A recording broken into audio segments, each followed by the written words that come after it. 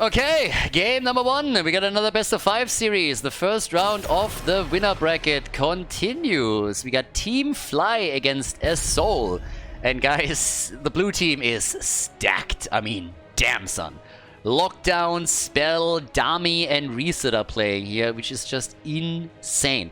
Now, again, for everybody that is just joining in right now, that doesn't really know what we're watching here, so this is a tournament that is hosted on the Chinese server, and we have Chinese and Korean teams in the tournament. And it's actually quite interesting. They named it Storm League, so it's a little bit confusing. This is Storm League Season 1. It has nothing to do with the game mode that you can play within the client. So you have some of the top teams playing here. In general, we have 8 teams that participate in this tournament. It's a double elimination system, meaning we have a winner bracket and a losers bracket. And currently, we are in the first round of the winner bracket. And as we're heading into the first map of the best of 5 at hand, I gotta say that the blue team is definitely the favorite, at least for me. So it should be kind of interesting to see what they can pull off here. ASoul, to my knowledge, is a Chinese team, and yeah, either way it will be fun. But Volskaya as our opening map is also a little bit interesting. Now, it's always a bit tricky for me to get additional information for these things here, but yeah, to my knowledge, again, we have Chinese against the Korean team going up against mainly Korean team. But yeah. Malfurion gets banned, kind of answering our question a bit from the previous series, if he's going to get picked more or if his priority in other games is gonna be so high that he will be banned out. Now, Stukov and Malfurion as top picks or bans, it is more or less consistent with what we've seen so far. The whole idea, of course, is to find out also a bit, hey, where's the meta at right now in Korea and in China? The last tournament that I casted, the last Korean tournament, resulted in some meta changes on the European side too, because after that, Malfurion got highly prioritized. Not quite to the extent that we saw it on the Asian server, but still a lot more than previously. And the same was also true for Tychus, who all of a sudden made more of an appearance outside of Infernal Shrines. And some of the builds, Mass Assassin comes to mind as a level 4 talent choice. For Tychus, it was very often picked on the Korean side for the passive. Until that point, not so much on the European side. Deckard Cain, the old geezer, is in, alright. Okay. Deckard Cain gets played, and yeah, we got also Hanzo on Volskaya. So that's gonna be interesting too. And what do we have? Blaze and Greymane. Yeah, that's a good opening. For Volskaya, it's all about you taking control of the checkpoint and holding it for as long as possible. So Blaze gives you tons of sustain there. And of course also the slow poke that you get with the oil spill. And the fire that you can set up here. Greymane, or reset on Greymane. I mean, damn, is it Christmas already? Is it Christmas already? Come on, guys. Reset is playing Greymane. We get Lucio and Anubarak. The Anubarak and Blaze combo with Greymane as a follow-up on those stuns. Lucio's zipping around. They couldn't have gone different ways with the supports if they tried. I mean, on the one hand, you have that speedy guy that's constantly just on drugs and just zips around on the map. On the other hand, you got Deckard Cain, who can barely walk from one end to the map to the other without breaking a hip. So, the old geezer, it's boomer time, baby. And with Hogger Band and May Band, oh, we get Thrall! Johanna, Sonya, and Thrall. Triple frontline with Hanzo as the damage dealer. And then on the last pick, Lockdown. Okay, what are we going to get from Lockdown? Nazebo! It's Nazebo time. Anubarak engage, Blaze engage with the wall. The zombie wall coming in after. They're swapping heroes up a little bit, but yeah, this is already a great draft. So guys, game number 1, it's gonna be a good one. Team Fly against ASoul. Let's go. Volskaya found it, the first map in the best of 5. Game on! Team Fly against ASoul. And we got the Witch Doctor in the house. Greymane and Nazebo will dish out the damage in our first game for the blue team, for Team Fly. We have Anubarak and Blaze at the front line, and Lucio for all them heals. On the right side of the map, it's ASoul with, well, Sonya, Thrall, and Johanna controlling the front. Hanzo as the only range damage dealer, and Deckard Cain The old geezer, the boomer, is gonna do his thing in regards to support. So now we got the Regeneration Master as a level 1 talent. We have a few more Globe talents taken as we see the new habits. Obviously what brought Nazebo back was the last patch, and we have, in this case, for them right off the bat, the Widowmakers here. So if you're playing with Nazebo, the whole thought process here is to really focus on the spider build a little bit and just capitalize on the changes that Blizzard brought out. When we saw the X-Cup Summer Playoffs, some of the teams, as the patch came in, experimented with it, let it drop afterwards. There's still a lot of them that are still trying this out a bit to see what can they get from Nazebo, how can they get combos that work. But if you're on this particular checkpoint, for example, and you get some kind of engage with the Nuburak and maybe a bit of a follow-up with Blaze and his jet propulsion too, Nazebo can try and come in with the zombie wall, and that then allows you to get a lot of damage out of the spiders. You have a lot of poke that you can get, and just tons and tons of damage in particular. For the red team on level 1, we got the Trolling Thunder. That's the first one, and Hanzo needs to be careful. Yeah, the red team is mostly unknown to me, so just from the names that we have on each side, the blue team is a huge favorite for game number 1 and for the series, to be honest. We'll see what the red team can do here. This is obviously a double elimination system, as I highlighted earlier, so even if you lose the first match, you always are in a spot where you can bring it back. They dove deep for that kill, but they're about to lose Lucio. Lucio is down, and look at that, ASoul with their first blood, and they might even get another kill. Oh, Reset in trouble, and they... Oh, did he have 2 hit points? Did he just have 2 hit points? Or did I not see that correctly? Damn. Nicely done. Yeah, that was a good opening for the red team. First kill for them. Bit of an experience lead for Team Fly. Now the 1 minute mark has passed, and of course on Volskaya Foundry what's really important is that you control items. You want to make sure that you get those cams at the 1 minute mark, especially if you get your first turret at that time frame. You can play for a second one once that objective number 1 is up. Now Volskaya Foundry isn't really a popular map with most teams because, I mean honestly, because the map is garbage. It's pretty much trash. The problem with the map is that it's insanely scripted. You have the first objective spawning in the middle, the second is spawning top, the third is spawning bottom, and then the entire rotation repeats. That makes it very predictable, and you normally have a very clean-cut way of playing it. The team with the first objective moves to the top lane, tries to take the opponent's fountain down there. That helps them with an advantage for the second objective. With the second one, you move down to the bottom of the map to do the same thing there, and so on and so forth. And there's plenty of compositions that you can also draft where you don't even have to go for the objective, where it doesn't give you a whole lot of value. And sometimes even in the late game, objectives are not something to fight over. Talking for things to fight over, that healing beam over here, that's definitely one of those things. And Thrall is experiencing that firsthand. The blue team moving in and stealing the item away and getting the kill against Thrall is absolutely awesome for them. So nice. Very well done. So kill for a kill. We have on level 4 also the Ignore All Distractions. And here's the Frost Wolf pack at the same time.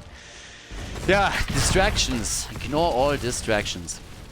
Talking about distracting things.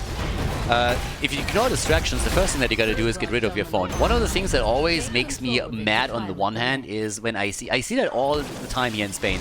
Whenever you have anybody walking around or like sitting at a bar or a cafe and they have a little kid with them, it could be nearly a toddler. When they want to shut the kid up, what they just do is they give them a phone and either some show or some stupid game on a screen. Nothing is terrifying me more lately than that. I mean, I'm not against phones, I'm not against screens. With my job, that would be a little bit awkward. But little kids that can barely walk and that are already addicted to phones is fucking crazy to me. Every single time that mommy just wants to have a private time and wants to talk to someone and the kid is just a little bit too jumpy, the first thing that happens is like, hey, here's a screen! Watch that for the next 5 hours. And I'm like, what the fuck are you people doing? I mean, granted, I don't have kids, but give me a fucking break. If that is not worrisome, then I don't know what is. What's also worrisome is that the red team is getting completely locked down here, but they focus on Anubarak and they get the kill. Nicely done. The kill is in. Lockdown might also fall. And what's happening here? ASoul is murdering it. 3 kills to 1. They are crushing at this point. Absolutely crushing. Love it. Absolutely love it. Yeah. I mean, Team Fly just got crushed about as hard as the mental health of the kids that are being forced on screens from a young age onwards. So, not bad. That was a pretty good coordination. And I think I have to change my mind a little bit.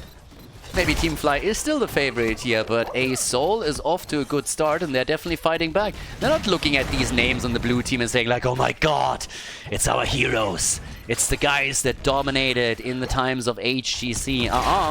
They have zero respect for them. They come in swinging and they get the kills here. So, nicely done. Lockdown gets locked down and gets killed. And Lucio might follow, and indeed he does. Thrall comes in with a trolling thunder. So that's another kill here. Is stacking his level 4 a little bit more. And what's happening in this one? I mean, damn. They're getting murdered. Absolutely murdered. 5 kills to 1? Are you kidding me? Just items stolen away? I'm a little bit speechless. Now, this is game 1, and this is just the beginning of the game, so we'll see where this goes, but I did not expect Team Fly to struggle into game number 1 this much. Not even a little bit. We have level 10 abilities for ASoul, and, well, they go for the beam strike on Hanzo. We got the falling sword.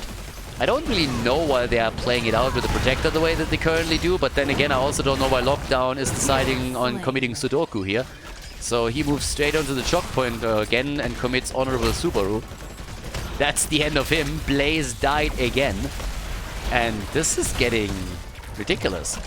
Now, when it comes to meta on this map, as I said, normally you move to the top lane and try to take the fountain down. So they are abandoning that idea completely. And that's kind of weird. So it's pretty interesting. But different approach. Now they have Sonya at the bot lane who did a little bit of damage there, so good for her. Now that go for the throat is in and the other level 10 abilities for Team Fly. We got that. We got Gary the Gargantuan in play. And of course we're still keeping our eye on Azebo. There's the meme strike, they're missing most of it, but they're zoning out Greymane and they're zoning him out well. And that's going to be the end of him. So Greymane is down, he dropped the item, nice reaction. He reacted really, really well when he realized that he would be killed. But of course, they still lost the turret. So there's that. Talk about turrets. Double turret down here with a level 10. They're making the engage. It's a 5 versus 4. They're going for it. They get the kill on Johanna.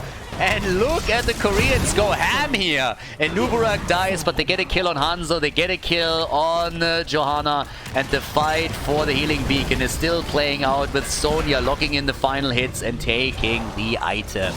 Nicely done. Okay, awesome stuff. Yeah, on the left side of the map, we got Reset also going for the next camp here. And with Spell, Lockdown, and Lucio now rotating over, we're seeing them fight back a bit. Okay, so we got at least a few kills. It's still 8 kills against 3, don't get me wrong. The red team is ahead here. They not only have a level lead, they are also doing extremely well on structures, but at least the blue team has started to fight back a little bit. But we might have a much, much better match on our hands than I initially expected. So, very happy about that. Thrall, by the way, got reset on his level 4. So now he's back to 3 stacks, going for the Frostwolf pack. And with a level 13 advantage, they have that. But, well, up at the top, there's Nazebo. He's at 93 stacks on the baseline. You obviously still aim for the Vile Infection. Has already completed his level 1. That was to be expected. And looking at talents, we got 25,000 for him. It's nothing insane. 35 for Hanzo, a little bit higher. And yeah, it's party time. No ice thingy on level 13 for Nazebo either. Instead, what we have from him is the Superstition. And they're trying for an isolation kill again. But without the Blessed Shield, there's very little they can currently threaten Lucio with. They just don't have enough stuns for that. If they, of course, get a connect with Thrall and his wolves, then that's a different story. But Lockdown is getting attacked again. And they're about to lock him down, but he has the bunker and doesn't even have to use that. Can move away from it. Doesn't even have to sacrifice his ultimate for this one. And in the meantime, the next objective is now popping up, and that's happening topside. So the old guy can now go for the boomer play with the stay a while and listen. Yeah, Degard Kane is just so freaking old, it's scary. I mean, Degard Kane is so old that if he wraps his own Christmas presents, he's still going to be surprised when he opens them. That's how old Degard Kane is. That guy is just ancient. Now, with Gary, they took the top fountain down. That's a big step, as I said earlier, and they're even looking for more. But the Nazebo wall didn't connect, so that doesn't really work for them. 3 kills to 8, and down at the bottom of the map, Lockdown is also pushing. So they're splitting a little bit better onto the lanes. And yeah, I like the way that they're trying to catch experience because they need to catch up a little bit. The problem for them is that if this fight at the top objective gets drawn out, then eventually level 16 is hitting for ASoul. And once they have that, that's just such a huge advantage that you have a tough time playing against it. So they need to try and lock experience in wherever they can. And it's currently Lockdown's job to make that work. Poor Dire Wolf, by the way. I mean, that poor Wolf. Have you seen that mount? If you have to carry around Blaze, who already is on the heavy side, and then also wears that heavy armor, I mean, come on, dude. That poor Wolf. Back's broken. It's kind of insane. Peter has been informed, by the way. Yeah, it's not only Misha whose lives matter. Nope, those mounts, yeah, another one. The synergy with level 16, now that we have the Alpha Wolf, and with 85% towards the objective, Team Fly now has to retreat. Dami is attempting to buy them as much time as he can so that they have a chance to lock in level 16. Talking about locking things in, they're trying to lock in a kill at the bot lane against Sonya. Now, that doesn't really work out, but they're dancing the dance at the top, and they gotta be careful with this one. I'm not quite sure why they're sticking around for this long, because now there's a 4 versus 3, and there's a kill against Lucio, and that was absolutely avoidable. I mean, what? Why? They already bought time for level 16 talents to hit. Now they're losing Nazebo to... So he's dead. Counter kill! How? What? They did it! They kicked the boomer. Yeah, down goes Hanzo after they get Kate. How the fuck did they win this fight? Like, how the fuck did they win this? They overstayed at the top, lost 2 heroes, and still turned the battle. Coordination, baby. Look at this one. Big cluster as Deckard Cain fell. I mean, with the support gone, the sustain was already away, and then they got kill after kill after kill. Now it's 6 kills to 10. We have the objective. The top 4 has been eliminated. They can move down to the bottom or into the middle. So the blue team has woken up for sure. They're going big on this one. The initial kills against Team Fly were totally avoidable. That was not necessary. Losing, especially Nazebo and Lucio, I mean, that should not have happened, given the way that this fight has played out. They could have fallen back way sooner than that and given the objective up for just a few seconds until level 16 was ready and everybody rotated over. But as it stands, they still won the fight, they still won the objective. So it worked out in the end, didn't it? 6 kills to 10. ASoul obviously not really happy with the development here. They were far ahead and now they're falling behind in experience. They lost the fort in the middle and up at the top. Blaze is capitalizing on it with a bit more pressure. And I think Thrall, he's still at 0 on his level 4, isn't he? No, he completed it. Okay, Thrall completed it. Okay, good for him. I thought he got reset in the last fight, but yeah, I didn't. Was able to lock that in. By the way, talking about just like a couple of talents and completing things, have you taken a closer look at the build for JoJo? She went into this shrinking vacuum over here. Shrinking vacuum for her. Oh, careful! The kill! And the double! The spear to the face. Sonya! Oh yeah, she's pissed. Our girl is angry and she did some serious damage. So we have Eternal Retaliation into Conviction into Shrinking Vacuum right now for JoJo. So full on playing around the Condemn here. 6 kills to 12, and they have regained the lead in XP. Now, they have to take some structures down to draw even with the blue team, but that's exactly what they're attempting to do in the middle of the map. I also want to make sure that you guys keep an eye on the baseline stacks for Nazebo. He's at 156 now, which means that he will have it completed by the time that they hit level 20. And then, of course, Vile Infection can do a lot for them. With level 16, we also got them with the Spider Colony now. Bit of a cooldown reduction that never really hurts. With the Superstition, it's a lot that you get there too. And, of course, the big one is going to be the 20. He's already sitting at 41,000 damage.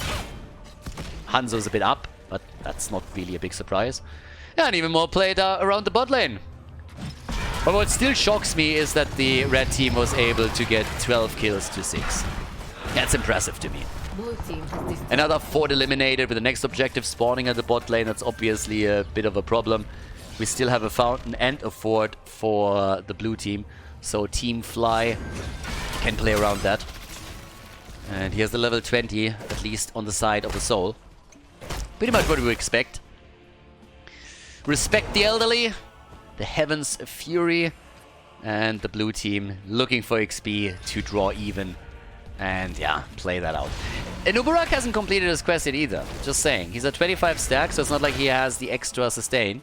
Would love to get that done before the next fight, I suppose. But it's a bit unlikely.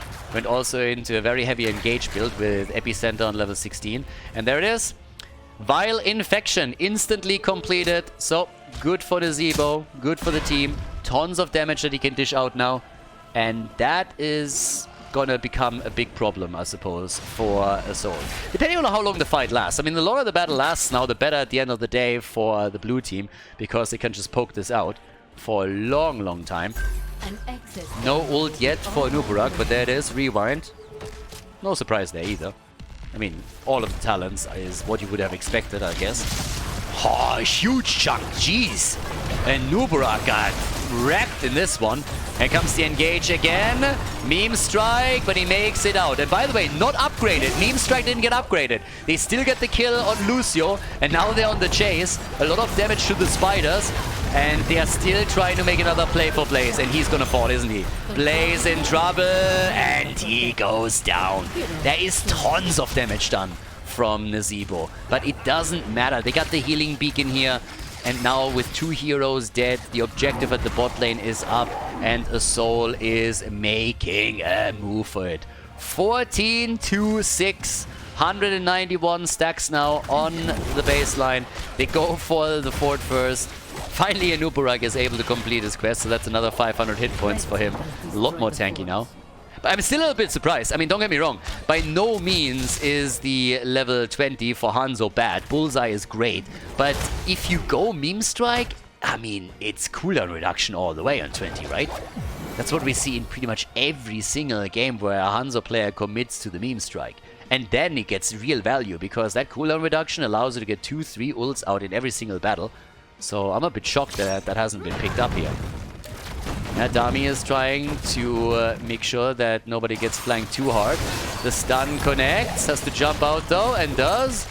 I don't think they can follow up on this. But nobody went for the objective either. I mean, they took the fountain down and the fort at the bot lane, but now it's a 5 versus 5 on the map again. Item control is of course key on Volskaya Foundry, as highlighted before, and that results in another battle, and Nazebo is too late. Nazebo is too late. He could use the Cocoon here, and Gary, big AoE. Oh my god, Heaven's Fury and Meme Strike both get used, and it's a mad amount of damage. And the next thing that we're seeing instantly is the cooldown reduction kicking in. Greymane is down, and ASoul is murdering. I am heavily impressed. I looked at the lineup for the two teams, and I saw what Team FLY is bringing to the table. I was like, alright, this is going to be a shit show. I was like, okay, this is going to be a 3-0. It's going to be a quickie. We're going to be out here in no time. Yeah, and then this happened. 15 kills to 6. Are you kidding me? They're crushing it. Absolutely crushing it. Now, Nazeeb is at 207 stacks and by now at 58,000 damage. But they're not really getting these big sustained fights that we expected them to get. And, oh, yeah. If you can't beat them in a 5 versus 5, go for the ganks. And that was nearly a kill. Well timed. That was the last second move out of the fight, but good for Jojo. Cooldown is low to begin with, but they stole the camp. So now the camp is moving through the top, so there's that. I like the way that they are coordinating the AoEs. That corridor battle that we just saw a few seconds ago, and ASoul coming in with the Heaven's Fury on Jojo, and on top of that the Meme Strike, that burnt everything down. I mean, Blaze went for the bunker and still pretty much didn't have a chance there. So that was incredible. The one thing that's a bit scary, of course, for ASoul is that if Nazebo later on makes it onto structures, he just can murder them. He has, I mean, 3 of them. They have insane amount of clear on structures with Greymane and Nazebo. Both of them are absolutely fantastic and can dish out so much if they have some time. So if they get to the core, you are in trouble and you know it. But we are not there yet. 55 against 42 percentage points. A few items scrapped together by Team FLY. So they get at least one turret. But they're of course up against 2 turrets and a healing beacon. That's a lot. That's a lot here. That was a huge spider advantage. But again, are they going to take the fight, yes or no? They can always poke this out. If the objective is taken by ASoul, I don't really think that they can crush through that keep immediately, especially with Nazeebo burning this away. And Nazeebo is already starting to clear the way at the top. And of course, he's still stacking his baseline. So he's still doing that. With the Vile Infection, that's huge, but beautiful reaction from ASoul. They see the heroes in the middle and at the top, and they make the immediate move for the wall. Say, hey guys, if we get the objective now to begin with, if you open the wall up a bit, then we can do even more further down the road. Catapults are hitting hard now. Yeah, they're hitting really hard. But that mid lane is still going to be totally fine. Now it comes down to the connect against the Protector. That's a 20-minute Protector, by the way. Yeah, so that's a bit of a bad boy. It's up to the spiders to chunk it down now. Blaze still fine. They try to turn in. They're getting this one fairly easily. 222 stacks for Nazeebo. And he is still going. Late game, that's his domain. That's when Nazeebo excels. Yeah, and they tried, of course, for Greymane too, but look how quickly that bad boy is being burned down here. Yeah, they're getting a ton of damage out of this. But here comes the bunker. Here comes the play. Is the old geezer coming in? Stir a while and get wrecked. They come in with a kill and take Blaze down. Blaze is down. Dami gets tickled a bit and they get the keep after all. Nice, and ASoul on their way to the core. They're trying to push it, aren't they? They're looking for the next kill. They're trying to get another kill and then the hit. But the high five of Lucio denies it for now. The poke is still there. I'm not quite sure if they can go for the core here. They're trying. They're making the risky play. They're saying, guys, we have a chance. Let's see if we can pull that off. But in comes Sonya. She gets trapped, and Nazeebo is still poking. He's at 94,000 damage now. 94,000 damage for him. He's just poking them down. And they're going for Sonya, and they're going to get Sonya. Sonya's going to die here. Sonya's down already. Nubaraki survives for another second. Thrall is in trouble as Greymane is trying to engage again. And here comes the Cocoon. Hanzo down. So, oh, but that's Greymane. Greymane is dead. What about Jojo? She gets out. And the spiders are still trying to nibble away at the hit point pool of Thrall. In comes Lucio, slowing them down slowly. And Nazeebo goes all the way. Deckard Cain pays the price for killing Lucio, and they are on the chase. It's spider time, baby, and oh boy, are they doing work. Nazeebo is top damage in the game now. They want him, and they get him. But there's the counter kill and the double. Nazeebo, even in death, he's going for the damage. 118,000 now for him. They are absolutely crushing. 5-man team wipe. That is insane. The damage output of Nazeebo in those last few engages was just absolutely incredible. He's at 232 stacks at this point. We have only 2 on the map. Keep in mind that keep still is down. The keep is gone, so the structural advantage goes clearly to ASoul. But the spiders are nasty. It's like everyone on the side of the red team has arachnophobia. Every single one of them. They see spiders and they go, aye! But up here, it's all about the items now. And Nazeebo is going to be back in another 18 seconds. His damage output is just nasty. I love the plays around Jojo though. ASoul, that team, oh god, I love what I'm seeing here in game number 1. This is a fantastic first game. If we get 5 of that caliber, then yeah, consider me a happy panda. 118,000 damage. Nazeebo's just bonkers. Blaze and Lucio are having a bit of a tough time here. We have 30 kills in total. And Lucio died 6 times. Blaze died 5 times. Yeah, and it's just crazy. The one thing that Nazeebo is obviously to an extent at least paying for is that he doesn't have his Ice Block on level 13. Now, again, he has Superstition. Ice Block would have helped him in a few scenarios. He gets a lot of value out of Superstition too, don't get me wrong. But some of these engages, when he gets hit by Deckard Cain, you know that trouble's brewing for him. And Lucio is the one who has always... He needs to move in and go for the high five. There's just no other way. Objective is up in the mid lane. Next fight happening soon TM, as both teams are looking for the potential engage. Nazeebo is of course happily stacking. He's at 242 now. Yeah, he's getting there. And well, who takes this one? 24 minutes into the game. 30 kills in. We're nearly on level 25 now. It gets a bit bananas. Okay, where's Nazebo? So he's at 118,000 now. How long can they keep him alive? For the red team, it's clear who the biggest threat is now. They need to control Nazebo somehow. If they can make a play for him, and don't make it easy for them. He's sitting at the side, and I get the idea why, but if you get cornered, bro, then you are dead meat. An easily dead witch doctor. Alright, so that didn't hit. So already a bit of a problem, needs the cooldown reduction again. That beam strike also didn't connect with anything, didn't zone them out either. So ults are getting exchanged, but find very little value. Another wall, another hit. Nazebo to 122, 4,000 damage in the fight as is. Get a bit more poke out. Not as much spider damage so far as you would have expected. Mostly because he didn't really hit any. 99%. They want it. The blue team is getting closer. And the objective is so close, but at the top there's another problem because the top keep is about to fall. The top keep on the side of the soul is about to fall, as you can see on the minimap.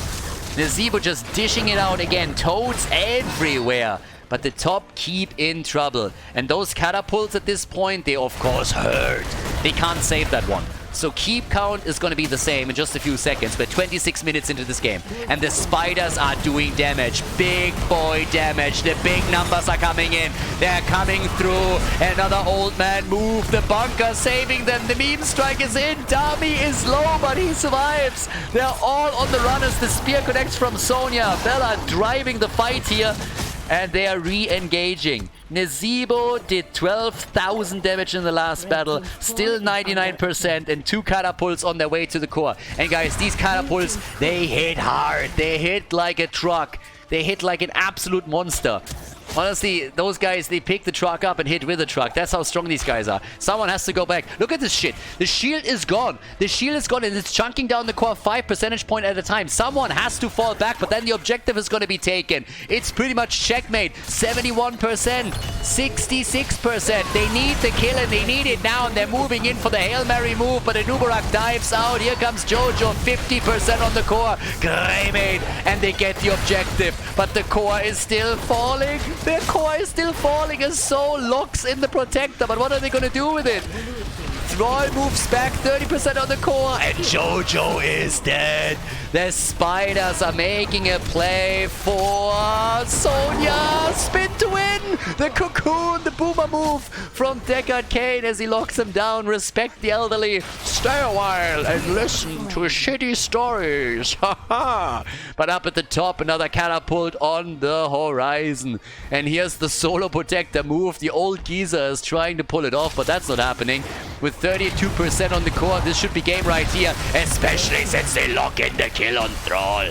Thrall down 152,000 damage for Nazebo. 152,000, and that is game. What a first map between these two teams. Beautiful, beautiful plays on Volskaya Foundry, the first map of the best of 5.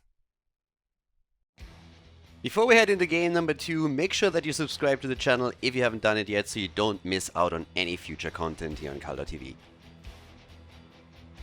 Okay, Aldrich Pass, game number 2. Well, we got the result that I expected out of the first map, a 1-0 lead for Team Fly. We did not get the game that I expected, so big shout out to ASoul, who is incredible, absolutely incredible what they showed off in game number 1. Now, if they can continue to do that throughout the next 2 to 4 maps, that would be insane, because that was a really fun one to watch. Now, it's another big map. It's another map that we don't see all that much in the European scene. Again, map pools are a little bit different. So in China, I don't know how the map pools come together here, if the players have a vote or if it is something that the organizer decides. Whenever we run a tournament in Europe, what normally happens is that we are putting the players into play and say like, hey, what do you want to play? Now, there's a couple of things where I put my foot down and say like, yeah, if I organize a tournament, that map is just not gonna happen. But so far, I never had to veto anything that the players wanted to play, so whatever. But yeah, that's why you don't see Volskaya anymore. That's why Aldrich Pass doesn't get played, and some others. Instead, what they put in was God of Terror and Braxis. Rare picks, but it happens. So yeah, But now that we're on Alderac Pass, we could still see a couple of pocket picks come out. Maps that are more so happening because of the map than anything else. Junkrat again. Malfurion is open, by the way. So much for that. So yeah, Malfurion gets locked in immediately. We got a Spell in with Tychus. And we got Malfurion over here. Yeah, whereas on the other side with Junkrat as an opening, what are you gonna do now? They need a bit of a follow-up, and well, they start things off with some global action. So technically you could try to play Falstad to counteract that a bit. Or you ban him. And there's Anduin. Alliance! Okay. I'm really curious what the red team can do now. I'm a fan, I'm not gonna lie.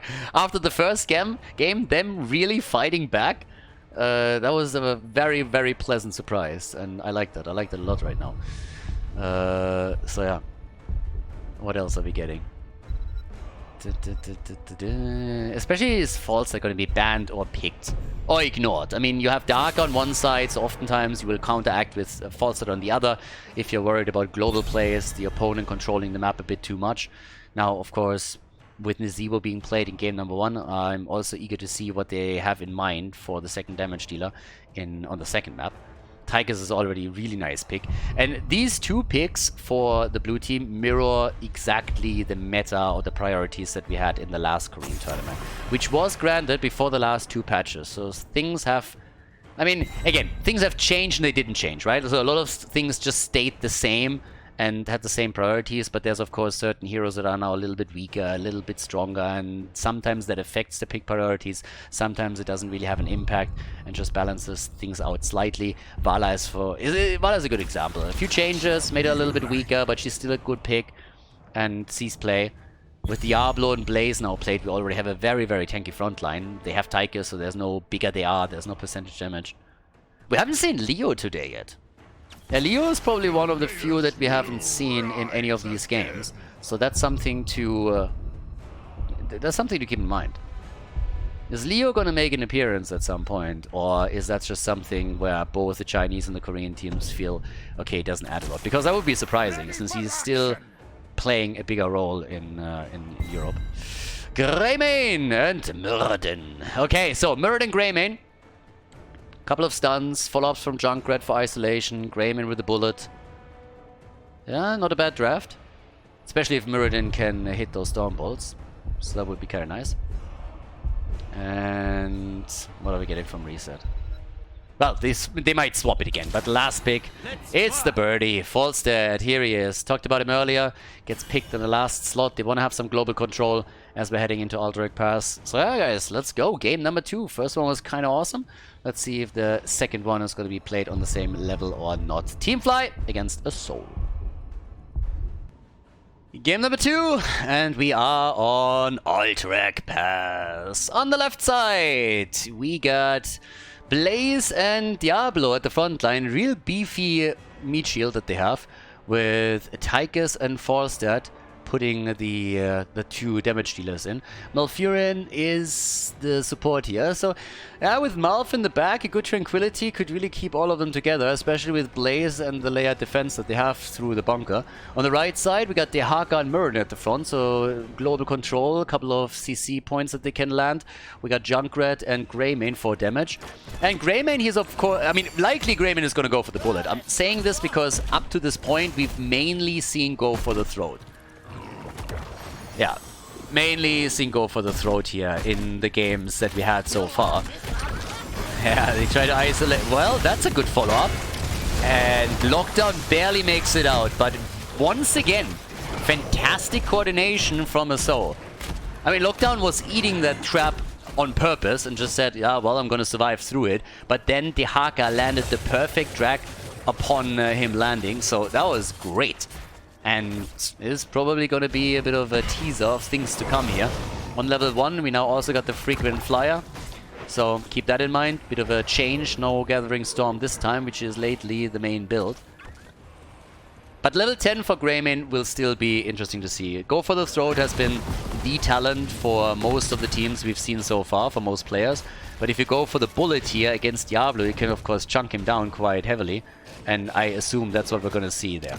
Now, talking about reset, nice. Yeah, nicely done. Good job. So with that, we have reset also surviving. Might have to, after this wave, retreat first and then fly back in to make sure that he's not getting dropped by the next attempt on his life. But it's, again, it continues where it left off on the first map, and I kind of like that. I'm a little bit sad for ASoul, I'm not gonna lie, that they didn't win the first game, because I think they kind of deserved it. But the coordination of Team FLY was just better in the last battle, and that helped them a lot. Now, we have Dehaka and Forster controlling the map for each team. And let's see who goes for objective number 1. The Birdie skin is not too bad, the Pirate is obviously the best, just in general. Especially the Taunt is just great. Master Assassin on level 4. Don't think I have to walk you guys through that again. And on top of that, we get mirrored in with the Reverberation. And maybe even... Nah, it's not going to be a kill. Dehaka, well, maybe it is a kill, but not like this.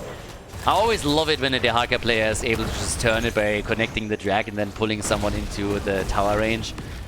And it's nothing's better than when that target actually then dies. Dehaka with a quick turnaround in a situation like this is always kind of fun.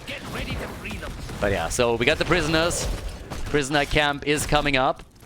Bot lane, Falstad still poking it out a bit, but here comes the next approach on his life. And Stormbolt is not connecting.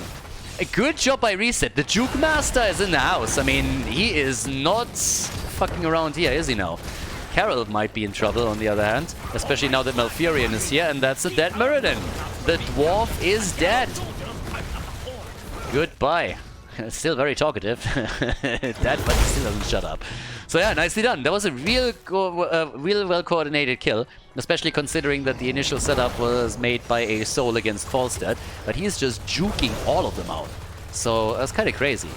Now, the objective is up, but oftentimes it's level 7 that the teams are waiting for the extra talent before they're making any kind of play for the prisoner camp. I mean, we've seen games that lasted until level 10 before anybody made a move for the objective. Two globals are still fighting it out at the bottom. Obviously, they are the ones who will make the late attempt towards the objective. And yeah, can they go for the Haka? Diablo is looking for that wall stun already. Essence popped very, very early here. A bit of body blocking happening too. But eventually, he needs to fall back here. And top side, they are chasing. They might even get the kill against Tychus. There's a lock, and that is, even with a healer, potential kill, 90 HP. And he gets away thanks to Malfurion. Nice. Level 7, we got the secret weapon, so as long as you're in the side lane, you're going to get extra value out of this. Can maybe take some of the structures down. It's one of the main reasons why Reset is currently at the bot lane, away from the objective, and whoever borrows first or flies in first is going to leave the other to get more experience bot side and maybe push the structures down. That's where secret weapon then helps out a lot. And now we have also nearly a completed level 1 quest for Blaze, who's working on the new habits. Only needs one more globe, and he is done. Greymane stunned, rooted, and saved by Anduin. Yeah, Anduin is there with a big save. Falstad still dishing it out at the bottom of the map, and now the Haka is starting to have some trouble here. Leaving the lead now on the camp. Here's another one of these objectives that's 100 or nothing. Now Junkrat has taken the camp, and I've been talking in previous games over and over again how you want to take this one every single time whenever it's back up, and the blue team hasn't done that yet. So now Malfurion and Tychus are making their way over to the left side to lock this one in, and then they have to start defending the middle. I'm trying to go for Junkrat. That's only 2 that I hear. They are in real trouble. That's a bit of a Sudoku move here by Dami. The body blocks are real. And he is alive with 14 HP? Are you kidding me?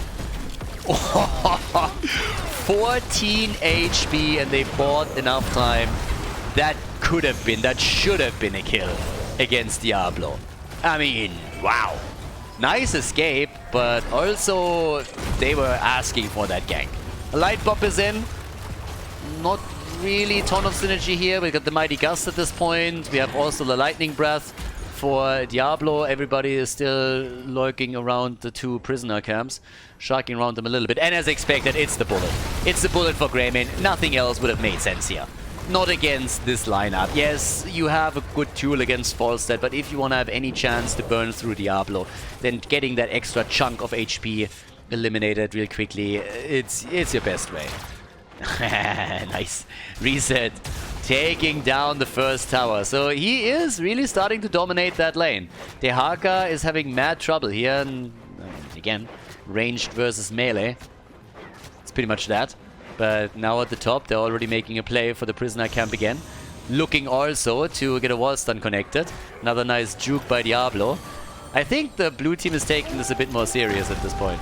Another one happening here. Bot lane, yeah, the wall down, he is getting tons and tons of value. If they can just delay this up at the top and just keep Falstead in this position against Dehaka, he's eventually going to take the entire lane. It's only a matter of time. Especially with the towers eliminated, it means that those minions are moving in even deeper. Greymane is, of course, trying to get some counterbalance going topside. But yeah, look at this, it's just continuing. If he can take the fountain down, for example, at some point, that would hurt them even more. No sustain on the bot lane, Dehaka would be in real trouble. Now, here comes the fight in the middle. And again, the follow-up from Junkrat is there. Light bomb, and goodbye Diablo. Oh yeah, that's how you coordinate a kill. And that's the follow-up, but Meriton is still alive. Yeah, jet propulsion. Oh wow, that one hit hard. And the bird is gonna fly. The bird is on the move, not even flying. Gets the gust in, but can they get... Oh, Junkrat! 113 HP. Dibbles is obviously back. I mean, again, he had his quest already completed. And now the isolated Dehaka. The dinosaurs are about to be extinct again. Or not. Anduin, always Anduin. Yeah, he's not really good in a fight. But if you are trying to retreat, Anduin is your man. Yeah? Okay. He's always ready for the French defense. He's always in the back saying, guys, is it time to run away? Are we leaving? Are we leaving? Normally everybody's asking, are we there yet? Anduin's pretty much the exact opposite. Like, can we go, please? Anyways, level 13. Camps are up again. And now, of course, we got the boots for Anduin. And we're gonna get the double pull on level 16. And that's where the real fun starts with him. All these lockdowns that you can get with Blaze, Jet Propulsion and whatnot, kind of useless when you don't control Anduin in his positioning too, because he's just going to ruin your play. All day, every day. Yeah, we haven't really seen any massive team fight yet, and this is still objective number 1. So we're talking level 13, and we haven't seen an objective yet, so it's still all about the cavalry. But the globals at the bot lane, I told you, eventually is going to win this one. Now they gotta coordinate, of course. If anybody is moving down to gank up on Falstead, he needs to know, so someone has to tell him that someone's missing. But for now, that hasn't happened. Instead, they're still playing it out through the middle. But it's an interesting game. It's a lot less kill-heavy, a lot less fights than in game number 1. It's way more of a tactical move and a bit of a wait-and-see approach. They're kind of locked into the situation where there's no other choice than keep Dehaka down at the bottom of the map. I mean, they have no other choice here, but it also means that eventually they're going to lose this. So the rest of the team, the 4-man, is forced to go for fights and potential kills, and they're trying. Anduin with the light bomb, bunker is up, Riptire! The lightning breath is also out, and here comes Tychus. Not only Tychus, they're coming in with Falstead, the birdie's in the house, so is Dehaka, and mistakes were made. Dehaka is at the wrong side of that team fight, and this time Anduin isn't here to help him out. So Dehaka burrowed straight into the battle, and now they got the second kill. So here's the kill, and here's the move for the camp. Maybe they can get the prisoners now. It's a 5 versus 4. Greymane, the birdie, nearly dying, but they turn it with the root. There's the quick pull, and Greymane is alive, but Junkrat is dead. Stagger death, the rat is dead, and now trouble is brewing. 10 minutes into the game, the first objective is going to be taken 100%. Anduin, yeah, he is also gone. When he runs out of space, he can't run away anymore, and that's the end of him. put into a corner, and the winner's down. 4 kills to 1. The level lead, and here comes Team FLY as they are slowly pushing forward here. 4 kills to 1, level 16 any seconds, and they have the cavalry coming. So yeah, it's party time. And that talent advantage is obviously going to make this so much worse for ASoul. There should be multiple forts that fall. The fort at the bot lane is going to fall 100%. Fossa doesn't even have to be there. The fort in the middle, very likely going to be the next one to drop. And Dehaka, yeah, he's just waddling away from this one. But it is really a problem. Seems like they're going to try and engage here against Greymane, and he's dead. Greymane is down. Now they're building up momentum.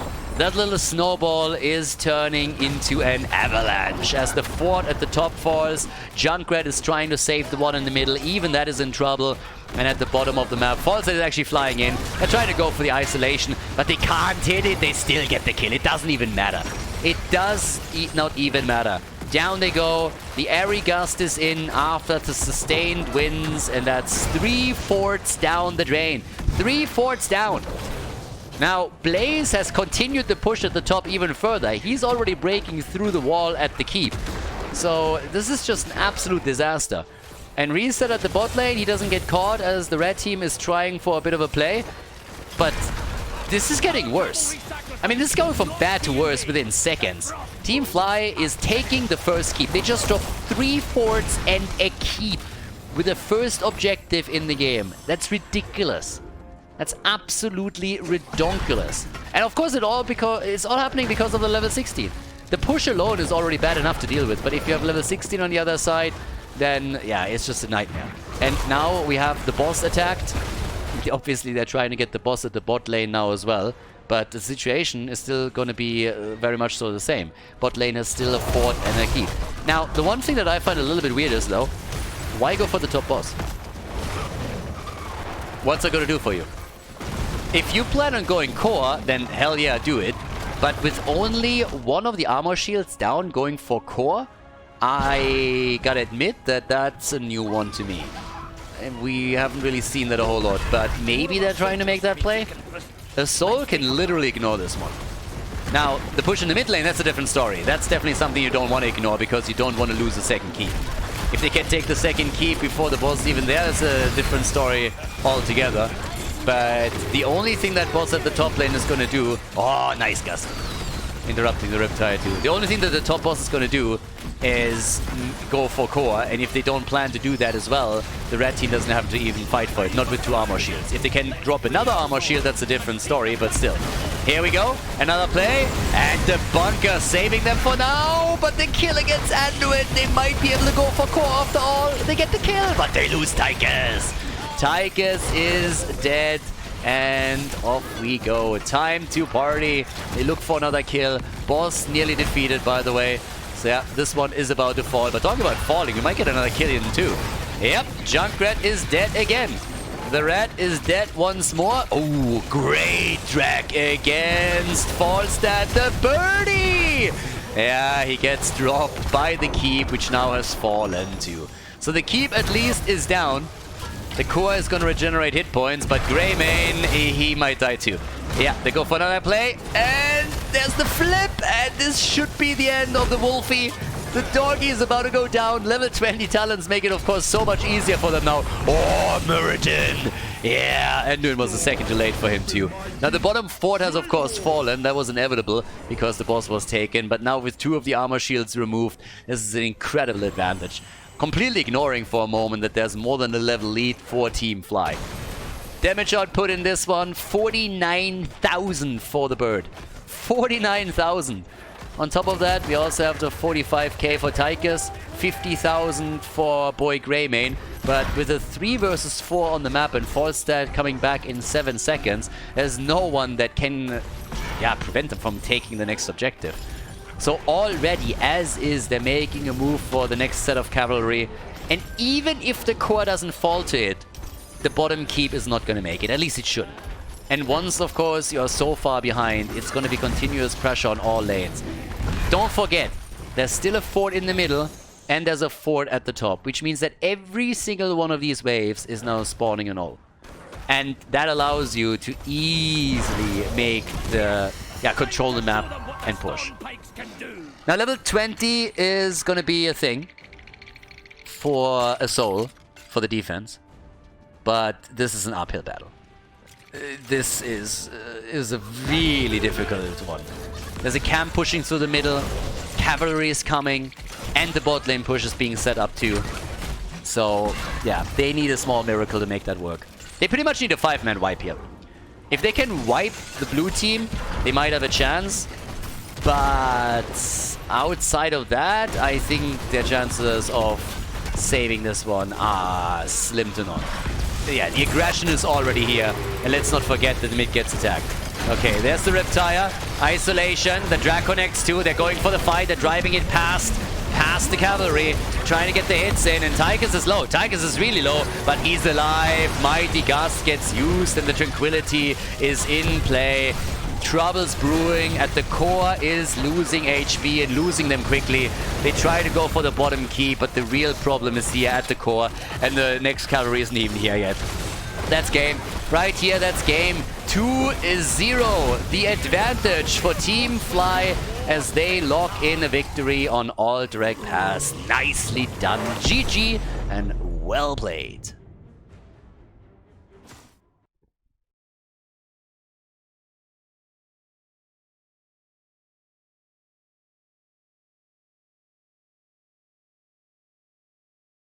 Well, game number 3, Team Fly with a 2-0 lead. I feel a little bit bad for ASoul. Now, to be fair, in game number 2, they weren't looking as good as on Volskaya Foundry. It might also be that Team Fly started to take them a bit more serious. But they had a fantastic first map, and I kind of wish that they would at least take one. I think they deserve a map victory. Anyways, as it stands, we have the insta-ban on our boy Stukov, and Jojo gets banned. So Johanna gets actually banned. After she's been played now a few times by ASoul, and they went for this full-on conviction build, Jojo gets banned out. I guess that eliminates also part of that Heaven's Fury and Meme Strike build that we had earlier. But let's find out if the blue team can advance. Now again, this is a Chinese tournament that is being run here. We have Chinese and Korean teams. Best of 5 series are being played all around, even though I assume that the grand final is going to be a best of 7. We're currently in the winner bracket. It's a double elimination system, meaning we have a winner and a losers bracket, and the team, whichever team loses here, will drop into the losers bracket and still has another shot of making it into the grand final. Now, not all of the teams ring a bell. Obviously, the players that participated in HGC at the offline events, we can still sort them in and have a bit of an idea of what kind of power level we're looking at.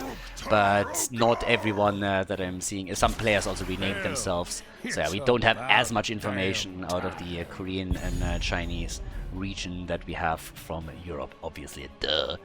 So, Garrosh and Tychus are being picked first, as Malfurion as an early pick for the red team appears. They love their Malfurion.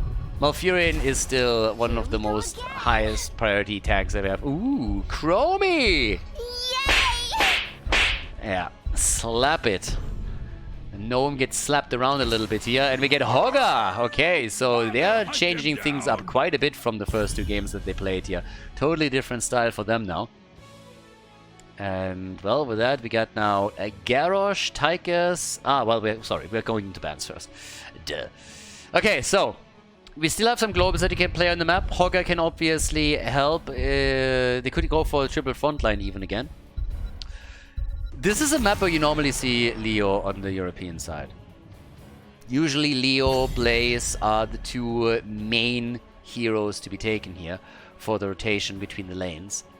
Or at least to be considered. Dehaka plays a big role if you want to go for him and have the global. But with the Birdie banned, it's kind of interesting that they banned Falstad. If Dehaka gets now picked against them, granted, Falstad can now not coordinate with the Gust and isolate someone, but also it means that Dehaka would be the only global if taken by the blue team. But I'm really a bit curious to see if Leo makes an appearance at some point. We haven't seen Infernal Shrines yet. But Infernal is another map where you want to play, or where a lot of teams want to play Leo. Here comes Dehaka. That doesn't surprise me at all. They banned Falster. What did they expect? Of course they're going for Dehaka. He's great on the map to begin with, and now that you don't have a global on the other side, I mean, please. So, what do we get? We got the double pick, the final 2. for the boys in red. We need a frontliner. Could go for Murden again if they wanted to. I mean, technically, they could even play this with a Varian and go full on Smork and just like try to lock a target down, Malfurion follow up, and then Chromie damage. But he has May. Okay. Alrighty, so they're gonna try and set that up. And that leaves us with the last pick for the boys in blue, who want to, of course, lock a 3-0 victory in and move on to the next round of the winner bracket, which would then be the semifinals here. Yeah, Vala, Chromie. He got damage, I give him that, but still. Well, there we go. Genji! Alright, Genji to chase down Chromie and Vala. Alrighty, guys, let's go. Game 3. Can ASoul put a point onto the board, or will Team FLY just breeze through the best of 5 series and lock in a victory without dropping a single map? We're going to find out now in Towers of Doom. Game on, Team FLY against ASoul, everybody. Game number 3, 2-0. On the left side, we got our Garrosh Dehaka lineup. Dehaka to control the side lanes, and of course also the global. We have Tychus and Genji for damage this time, with Lucio as our support for the blue team. And on the right side of the map, ASoul with Hogger for the rotation. We got May as the main tank, Chromie and Vala for the damage output, and Malfurion. Very, very different setup from what ASoul played so far. Obviously, some of the things got banned out, but still, we'll see what they can do. Haven't made a choice yet on Vala, and there we go, multi-shot build this time. Now, keep in mind, the previous times, we have seen them focus very heavily on an arrow build with her. This time, they go into the more traditional multi-shot setup. And, yeah, I'm a bit curious. I really want to see if the blue team can lock the win in. Initially, when we started the series, I expected a 3-0 victory, easy peasy for Team FLY. I mean, they were clearly the favorite heading into this match. And then map 1 happened. And all of a sudden I was like, wait a second, could they lose this? But it seems that they're back on track. So they open things up with a kill on Hogger, they get the gank up on him. So yeah, that's pretty good. ASoul is struggling a bit more. That first map was just incredible on the other hand. And no matter what happens with them here, even if they lose the series, I am very excited to see what ASoul can pull off in the next match. Being it in loser or the winners bracket doesn't really matter to me, but I'm kind of excited to see more of their play, because going up against Team FLY in the first round of the tournament, that is already a pretty tough one. But yeah, let's find out what they can do as the tournament continues. For now, the camps are up. Genji is already working on the pumpkin camp top side. Obviously, both teams are also eager at the bottom to lock their camp in. We got the grenade build for Tychus shaping up. Malfurion as usual with the Emerald Dreams, and Vala is starting to get the stacks together. Yeah, it's all about the bot lane control. The 4-man, as you would normally see, is now trying to break through that and escort the pumpkins in. There's the flip, there's the stun, and Vala is in a bit of trouble. But they turn it quickly on Garrosh, and Dami is eating tons of damage here. Well played, it was a good counter. It was way more effective than expected, but look at Dehaka and Genji. They're ganking up on him. The quick kill against Vala. May is in trouble too, and she is not gonna make it, is she now? Nope, that's the double kill. And that's 3 kills to 0. The early level 4 talent kicks in for Team FLY. Indomitable for Garrosh. And that's, of course, nice control early on in the game. Dragon Claw on level 4. The Master Assassin for Tychus. That's a good start. They're off to a very good start. Both of the games that we've seen up to this point, especially the first one, was a little bit more shaky. Now, down here, Chromie, she survives. Yeah, basically barely gets away here.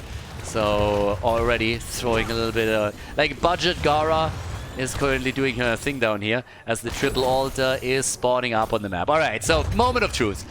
Normally it's a 2-1 trade on the first altar rotation. Let's see what we're gonna get here. They're trying to get some damage onto Hogger, which so far hasn't really happened. But they are already set up to interrupt him on the channel. It's usually the bot lane that's being fought over, but there's only one. There's only one blue team player, and that's Garrosh. And they get that channel. So they are fighting for the top right instead now. But here comes Reset. And I'm not quite sure what exactly Team FLY was thinking here, but they just gave up 2 altars for nothing. Or well, the normally contested altar at the bottom, even though they run Dehaka. So I'm a little bit weirded out. I don't know what the tactic here was, but that was pretty bad. So, yeah, I mean, again, I'm not quite sure if if any of you think that that was a good play. Okay, I thought so, but I thought I would ask. No, but like, they have a chance with the Haka to control the top lane and then burrow down to the bottom and make a play there. He might have still been on cooldown from the previous engage, I suppose, but I don't really think so. So, a little bit weird that they didn't try and make a play for the double altar. Now, they ate 8 shots because of it. It's not the end of the game by any means, but still, kind of surprising that they didn't make the attempt even. Augmented guard on level 7 now for Genji. There's the flip on Mei as they're making the play here. Chromie again, just shooting away. And Vala is, of course, attempting to stack. She's sitting at 14, has also gone into the hot pursuit on level 7. Hasn't adjusted after the last patch. Not really made a play there.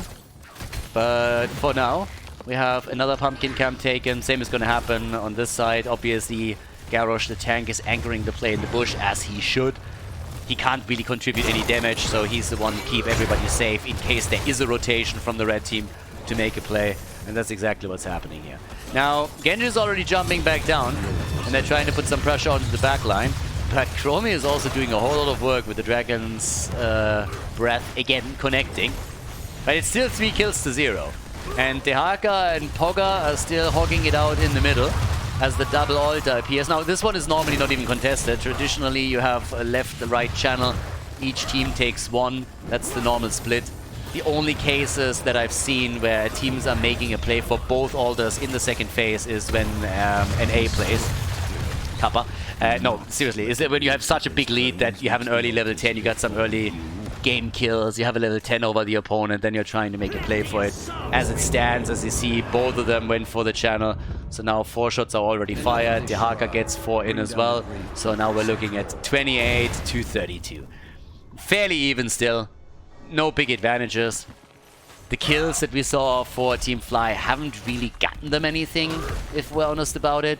They are still, even in experience, maybe even tiny bit behind. Not that it matters all that much. But off we go. Lockdown at the top. Yeah, Mei. Careful with the play pause. You don't want to run. You don't want to run in there when your opponent has full vision of you, or you are going to be cut off very quickly. Level 10 is kicking in, on the other hand. So now we have it. Holopult is ready. We got Tranquility, Strafe, Odin, of course. It's been a while since I've seen successful drill games. And Vala with the quest completed. Genji, X-Strike, Dragonblade. I mean, he could go for both here. We're still waiting for Lucio to make a move too. That 1 versus 1 at the top lane is going to be interesting as well. Alright, Hoga is pogging. Okay, he pogged himself out of that one. He was like, okay, I'm out of here. I'm not going to win that in the long run anyways. Let's take it easy. Red team is really starting to siege up at the bottom. Chromie is just so nasty. Yeah, a lot of people want to slap her around a little bit. Problem is, she likes it. Yeah, she's a naughty girl. Chromie, she is all in on that. So, they haven't really gotten a lock on her, but she's been able to get a lot of damage done at the bottom bell tower with a continuous poke. Vala, of course, is chipping in too. But here comes the altar, and this time we're talking single altar. Reset is kind of hiding over here. Chromie says hello, and she's not really a fan of this. X-Strike, and nearly a kill. But she was able to survive, and that was a nice move. That's not bad, and that's likely a kill. Reset gets murdered by that move. That was sexy. That was actually really good. That was a beautiful snowball from Carol here. And they get the Haka with it too. So all of a sudden, ASoul is back. We're going to take another look at this. This was great. Look at this one. So here comes the X-Strike. And then there's the snowball straight into the death zone. Genji's like, I'm in trouble, boys. And the strafe of Vala just finishes the job. Perfect play. Now the bottom altar is, of course, wide open. And they are going to succeed in the channel. Hoga isn't even wasting any time at the bot lane anymore. He's already back up at the top getting experience for the team. And down here, there's a play. And boom! Shots fired. 24 to 32. The red team, they want the victory in the series. They want at least 1 map. And they are working on it. So, by now we have 21,000 damage for Vala. Vision has been granted. Keep Garrosh in mind. He is trying to control the flank, but, well, scratch that. I guess they're gonna give this one up. Oh, that was a good flip. Yeah, Mei is in deep shit. She's trying to get out, they're slowing her down, and there's the trade. Is she surviving this one? No way. They actually keep her alive. No freaking way. That is teamwork. Teamwork makes the dream work, baby. She gets flipped into the bell tower and survives through the death zone, and now bot lane control has been established by Team FLY. By ASoul. Sorry, Team FLY just lost the bottom bell tower. I'm still trying to wrap my head around this. There's just too much happening here. This is getting ridiculous. The Haka is also getting dropped. Chromie with the damage connected, and so far Genji isn't able to do jack shit against her. There's the flip, the Chromester, but again, it doesn't really matter. Instead, they're isolating the Haka. Mei is crushing, and then the full sandblast into the face of Garrosh. He's dead. Hashtag not my war chief.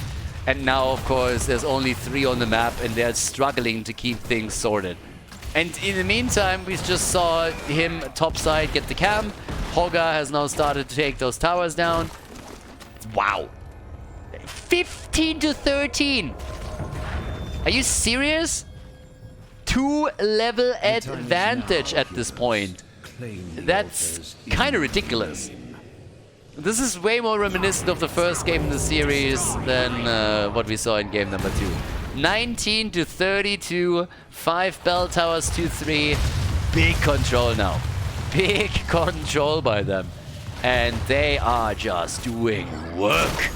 I mean, hello. Up at the top. Yeah, they're still trying to protect this a little bit, but of course it's all about the level 16 talents now. If they get a chance to drop someone before the red team hits their next talent, then they would definitely take it. But it doesn't seem like it's gonna happen. So they control those bot waves. Look at that wave clear. Zip, gone. Now they don't have any pumpkins right now. Next altar wave is gonna be a triple.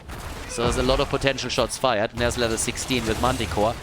Technically they could, I mean, in a perfect world, if you get all 3 altars, you can finish the game with the boss.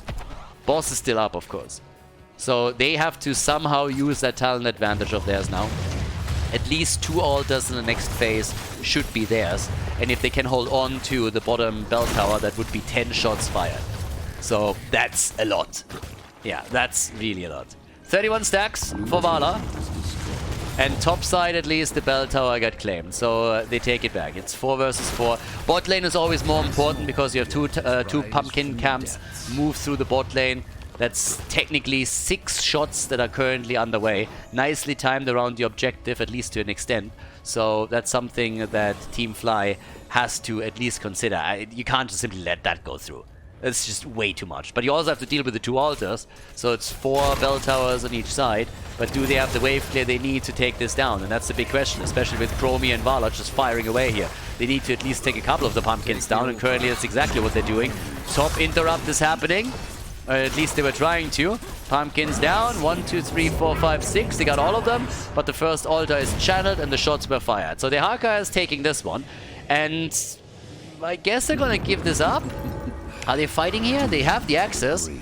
If they get one interrupt, and indeed they do, then they can delay this and try and battle for it. They have level 16 talents now. Oh, and Malfurion is a really shitty spot. Early tranquility from Malfurion. That was a problem. Isolation is hitting Chromie, so they're safe for now, but they're already dropping low. That drag connecting, but Malfurion was there with an Nature's Cure.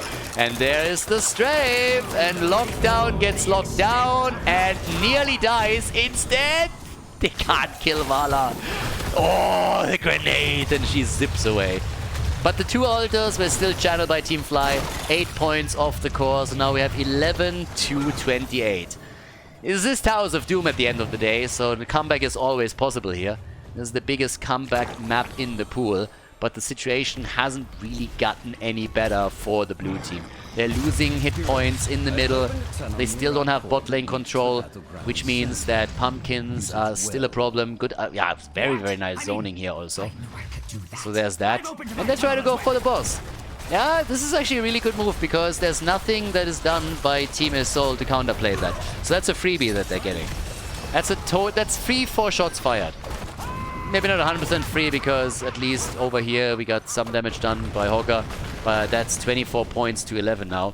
and that helped them a lot. And now they can attempt to move down to the bottom of the map, maybe even siege up here and get the damage in against the fort, the bell tower, to retake this one. They should at least try to do that. It's kind of amazing if you think about it, because Dehaka is on the side of the blue team, but they haven't really been able to utilize it properly. They got one fight early where Dehaka burrowing in gave them the numbers advantage and the victory. And after that, it was the show of ASoul. They were the ones in the driver's seat to make all of the decisions here. Double altar is coming up again. One pumpkin camp has been claimed, so that's 3 shots underway. Jami is in hiding, so nobody knows that he's there, and they commit to Odin. They commit to Odin to take that bell tower back, which they should be able to get. The question is, can they get it in time? Yeah, Bella's already here, sitting on the channel. In comes Dami. Dehaka is at the bottom of the map, but again, is very isolated and in a lot of trouble. Mei is sliding out. Dehaka is trying to get away here. Dodges out on most of the damage and dodged the snowball too. That was big. That was big. 4 shots fired, but pumpkins are going to make it through. First 4 shots are fired, but they're going to eat those. They're going to eat those 3. Yeah, all 3 are through. That puts them down into the single digits. 8 to 20. If they get at least the bottom altar, they can drop them down to 16.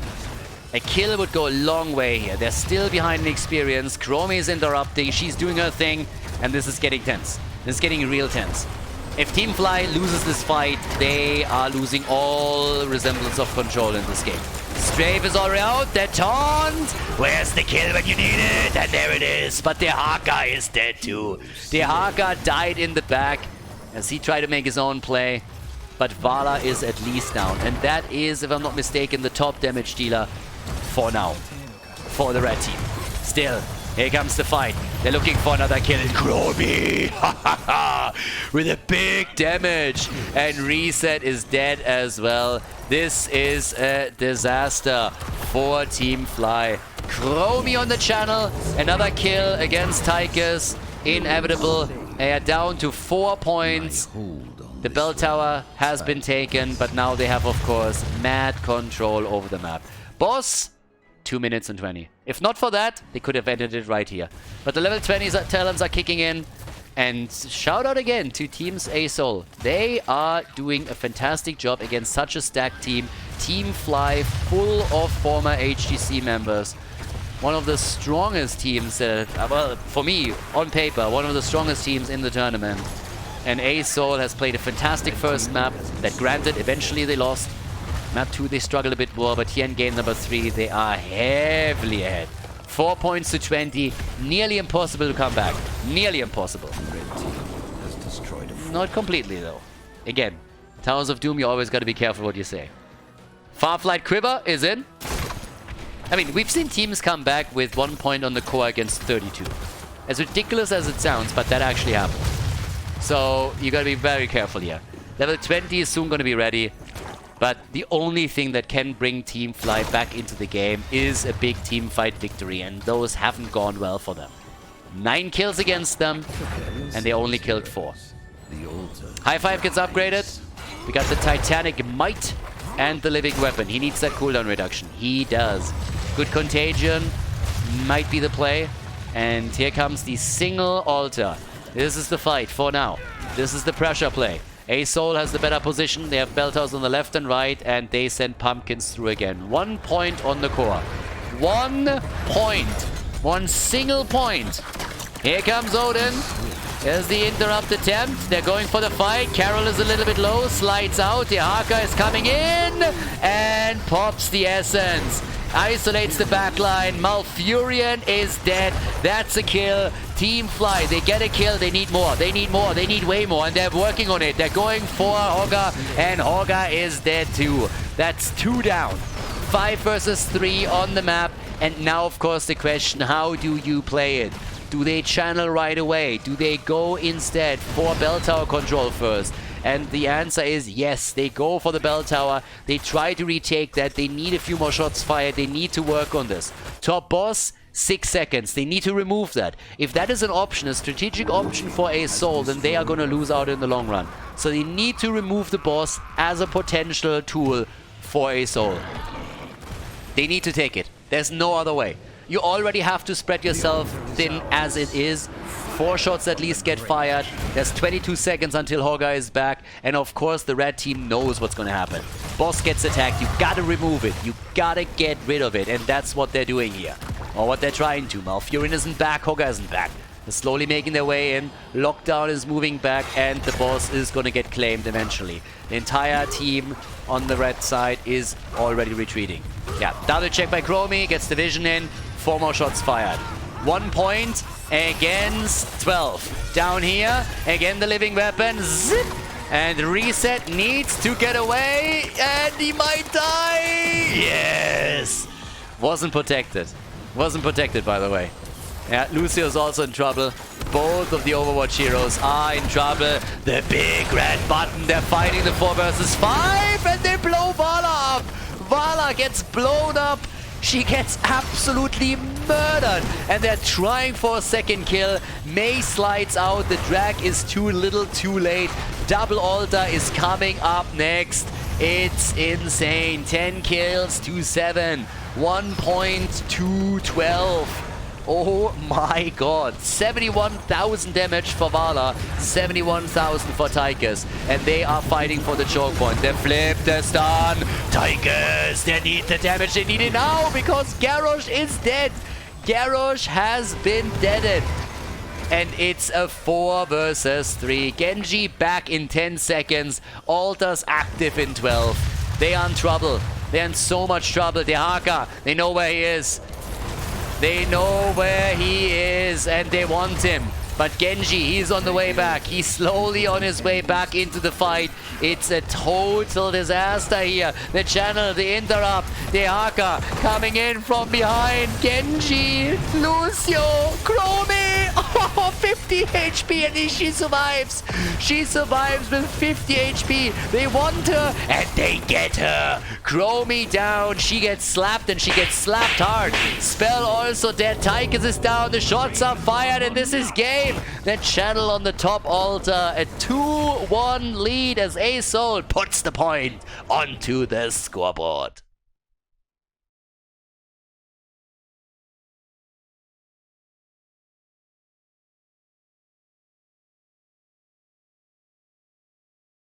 Okay guys, we're back, game number 4, and we're gonna see a very, very quick draft happen because towards the end of the draft, we were already here once, we had the lobby crash. Apparently there was a bit of a problem with one of the observers and it actually crashed the draft, so they're gonna be real quick around this.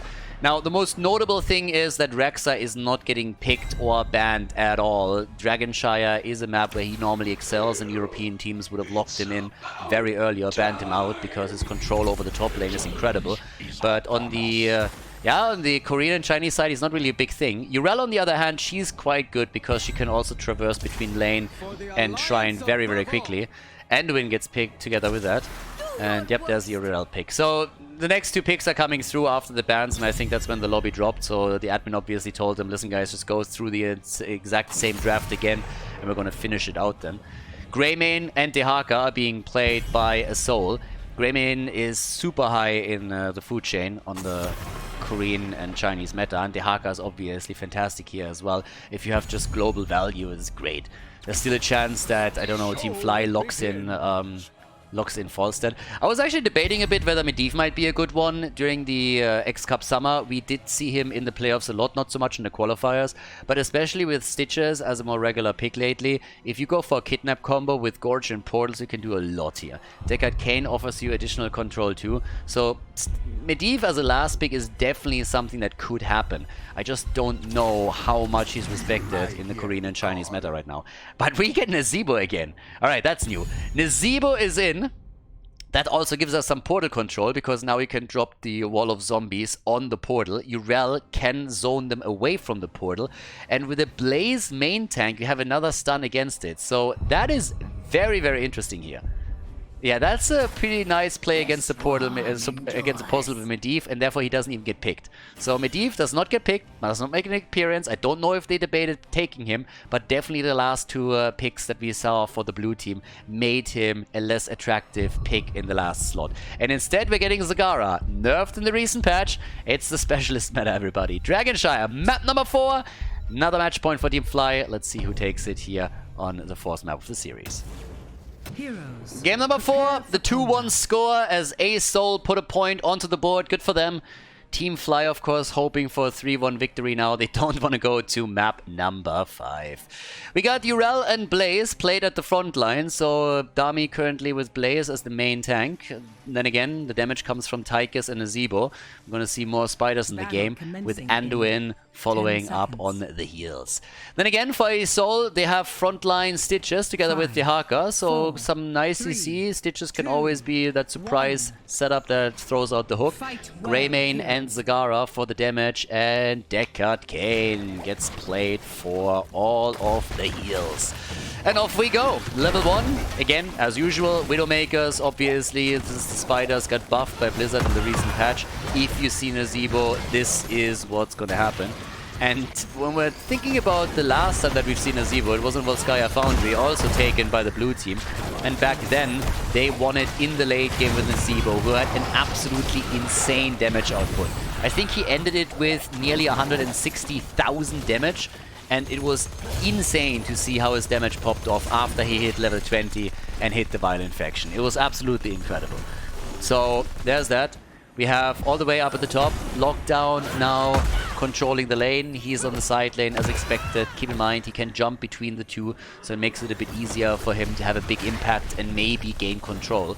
When we're talking about Dragonshire, one of the big strategies, what we normally see is that teams are attempting to have a strong solo laner that can give them control, and then the 4-man rotates between the lanes a little bit, and also, of course, attempts to brush through the bot lane. Pretty much every single time that you see any map being played out, there's normally one lane that gets prioritized. Obviously, when we're talking about Towers of Doom, it's kind of obvious. But even here on Dragonshire, it's the bot lane that matters the most. And the reason is that 3 camps are moving through the bottom of the map.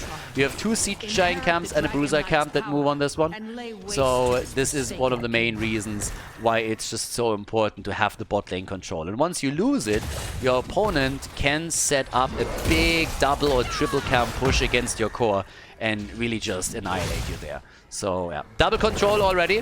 Zagara even cheekily attempting to go for the first Dragonite. So far that hasn't happened.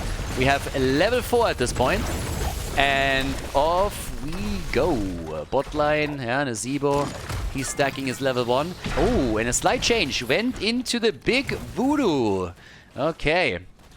Big Voodoo is in on level 4. Didn't go for that in the previous games that we saw him play it. And Dehaka, he's on the run.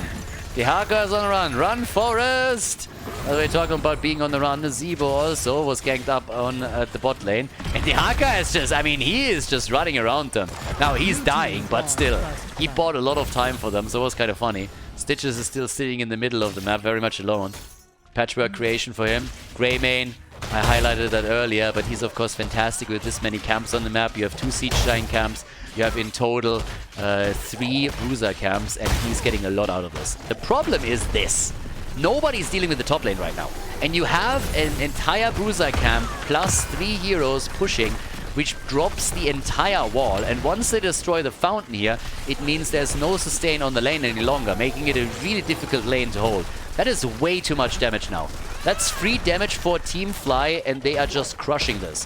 Whereas down to the bottom of the map, Azebo is getting free stacks. Greymane, of course, is chunking it, and someone needs to rotate and help Azebo out. But the top fort has already been lost. So they're pretty much trying to trade structures, but it's not really working out for ASoul. They miscalculated heavily on this one. I'm very surprised that they made such a mistake. They just left too many heroes at the bot lane. They wanted to apply the pressure here, which I can totally understand, given the camps that they were able to lock in. But this is still tricky. Now Stitches, he goes for the second helping as Zagara gets murdered. Talking about getting murdered, seems like, yep, Urel is dead too. Taken down by Zagara, by the way. So the Hydra was able to do some work here.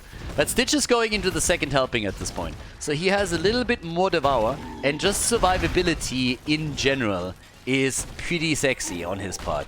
Now Tychus, he's the one who has to try and chunk him down. Did still go into the Master Assassin as his level 4 talent choice for the extra auto attack speed. And over here it seems like the Azebo is going to die. But good damage from him against Greymane. It wasn't enough though to create a counter kill. Hook in the mid lane against Reset. But Lockdown is here to help him out. They're desperately trying at the bottom of the map to regain control over one of the shrines so that they're not that they don't have to face off against the Dragonite. But yeah, the air's getting a little bit thinner here. Another interrupt. Lockdown is low on HP. They are struggling. They are struggling. They need Nazebo back. They need the Witch Doctor. And first, they're losing Tychus. So now that Nazebo comes back, Tychus is dead. They still interrupt the objective, but ooh, that was a nice one. Look at that. Playing a little bit of Stitches bowling here. Uh-oh, uh-oh, uh-oh. That's a dragon. That's another kill. Kill after kill after kill. It is ASoul with a lot of momentum. And Deckard Cain with the Dragonite. Off we go. And they are a level ahead now. Thanks to those kills and the control that you just executed over the lanes, they are a level ahead. They got level 10. And they're pushing through the mid and the bot lane at the same time. Now the Dragonite gets eaten by spiders. That's just wrong. I mean, that is just wrong. No matter what you think about the objective on this map, but if you have Dragonite and spiders scare you and kill you, that is wrong on so many levels I don't even know what to say. That's just bullshit. I'm calling BS on that. Stitches, yeah, they're all dead, aren't they? Anduin does his best and at least saves one, but they lost Tychus again. They have to carry this into the late game somehow and try to get Nazebo to the Vile Infection, or it's just lights out. They get Deckard Cain though. The old geezer didn't make it. Yeah, already didn't look too good. Broke a hip on the retreat, and that was just the end. At least Urel, as she collected the experience for them up at the top, was able to do something for the team. But we got more in. We got no Gorge. Anduin is going for the bubble again. Yeah, Anduin is coming in. Holy Word Salvation. Anduin with the word. He has all the words. He has the best word. Everybody says so. So many words. So many words. It's amazing. Fantastic. It's sad. Anduin and the word. Yeah, going and channeling his inner Trump. But now that we have 5 kills to 3, at least in experience, they started to catch up a little bit. So we are still missing the ult for Nazebo. The last time he went into Gary, kind of expect him to go for the Gargantuan again, honestly. But, well, let's see. 5 kills to 3. They lost the fort. The one in the mid lane isn't looking too great either. Yeah, it will be interesting. Now that we have level 10 on both sides, they need to stack him though. And if he dies again, this is starting to get real rough. If Nazebo gets farmed here, then eventually they're gonna eat dirt because he needs the Vile Infection stacks so that on 20 they can turn it around. And it's not really working out that way. They're losing instead Blaze on top of it too, so that's 2 heroes down. Urel is still going for these side lane pushes that nobody is really matching off against her. Now, dodging the drag, good for him. He's at least trying to get the Haka down a bit. The problem is pushing through the Bridge of Death at the top is usually not something I would recommend. It's such a weird funnel and choke point that you are easily taken apart. So, gotta be a bit careful with this. Yeah. Well, as it stands, what do we get? 17,000 for Zagara, top damage in the game. So far, no real signs of her being weaker in any way. But there's level 13 now, also for Team Fly. They got 16,000 for Nazebo.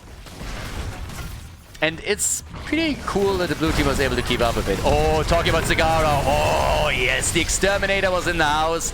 And she got crushed. The cockroach is dead. So is Stitches. Okay, that quickly flipped. That didn't take long. One good engage. Them running into the middle, and all of a sudden both of them are getting murdered. And that's a potential Dragonite for the blue team. They are trying to hold the top a bit longer. Anduin could go for the channels. So does Blaze. The hero minion. Did you see that? The hero minion comes in, and yeah, Blaze didn't make it. But they still have enough control, and this time Dami is ready to get the channels through. Dragonite, baby! Raymond was attempting to chase Nazebo down, and that didn't work. But now we got the Dragonite here for Blaze. It's party time. Yeah, it's getting pretty decent here. So first of all, we have at the bot lane again, Spell trying to take his stacks. He's sitting at 100 now, 14 levels into the game. It's not too bad, needs another 75 and they're good to go, which is something he should definitely be able to accomplish. Good hook attempt here, but they dodged out on it. And with the Dragonite, again, don't YOLO into structures. That's not really what it's for. If you can... Oh, the wall! Beautiful! But the follow-up more! Oh my god, 2 insane plays. First the wall of zombies and then the Maw to save them. If not for that Maw, I think we would have at least seen 2 or 3 kills here. Also a nice dodge from Reset as he uses the dash to get away from the hook. What a fight. Yeah, that one got spicy real quickly, but nobody died. It's one of those weird ones where you have a lot of cool moves happening, but then nobody dies. So yeah, Stitch is in with his Devour here, of course, at this point. And again, 4 stacks only for him right now. We have at the bottom another chase for Blaze. Oh, and he dodged out on that story from the old man. He probably heard it before. Deckard Cain is a little bit repetitive. Again, that guy forgets so much shit. He oftentimes tells the same story twice. Oh, the bubble! What a save! What a freaking save! And now the kill on Stitches. Oh my god. Beautiful. Anduin with a play.